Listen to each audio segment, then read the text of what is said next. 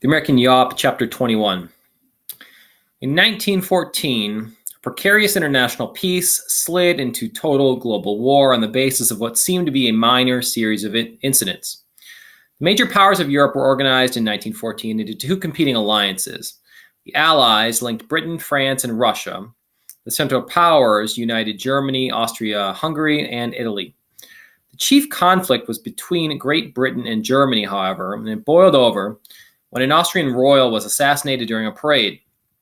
That local controversy escalated through the complex system of alliances that held Europe together. Germany used the incident to declare war on France, and Great Britain jumped into the war to support the alliance, while Russia and the Austro-Hungarian Empire formalized war shortly thereafter.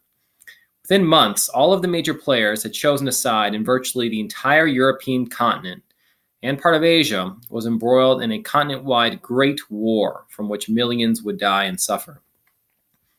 A political and military conflict brewing back home between the U.S. and Mexico might have escalated into a full-scale war if the international crises in Europe had not overwhelmed the American public's attention. After the outbreak of war in 1914 in Europe, President Wilson popularly declared American neutrality from afar. The sinking of Lusitania and the Zimmermann telegram sent from Germany to Mexico shifted American sentiments against Germany, whose victory, it was believed, could and would drastically and dangerously alter the balance of power in Europe and could even threaten America's hegemony of the Western Hemisphere. European armies stuck in a stalemate for years were exhausted by the time America fired up her war machine. President Wilson brought more than 4.5 million American men into the military, many of them immigrants and African Americans, not to mention the many thousands of women who chose to serve their country as well. When this new crop of soldiers finally hit the European continent, they used their raw numbers to beat back every German advance they encountered. Faced with an invasion of their own country, German military leaders pressed for an armistice instead of a total surrender. On November 11, 1918, 11/11, more than 4 years after had begun, the Great War shuddered to a close. In search of a new world order and filled with that progressive spirit, Wilson laid out his aims for the post-war world.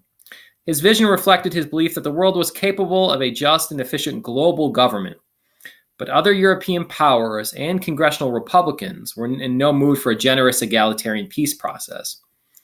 At the Paris Peace Conference, Wilson was greeted by European leaders who wanted to punish Germany harshly, and he was unable to win approval of some of his broadest principles. Wilson's only major accomplishment after the war was the creation of a permanent international organization to oversee world affairs. In early 1919, the Allies voted to accept the Covenant of the League of Nations. World War I decimated millions and profoundly altered the course of world history. Post-war instabilities led directly toward a global depression and a second world war. World War I sparked the Bolshevik Revolution in Russia, which led to the Soviet Union and later the Cold War. World War I created Middle Eastern nations and aggravated ethnic tensions that the United States could never solve. And the United States had now fought on the European mainland, signaling its ascension as a major global power. America's place in the world would never be the same. By whipping up nationalist passions, American attitudes toward radicalism, dissent, and immigration were poisoned. Post-war disillusionment shattered America's hopes for the progressive transformation of the modern world. The war came and went, leaving in its place the bloody wreckage of an old world through which the United States traveled to a new and uncertain future.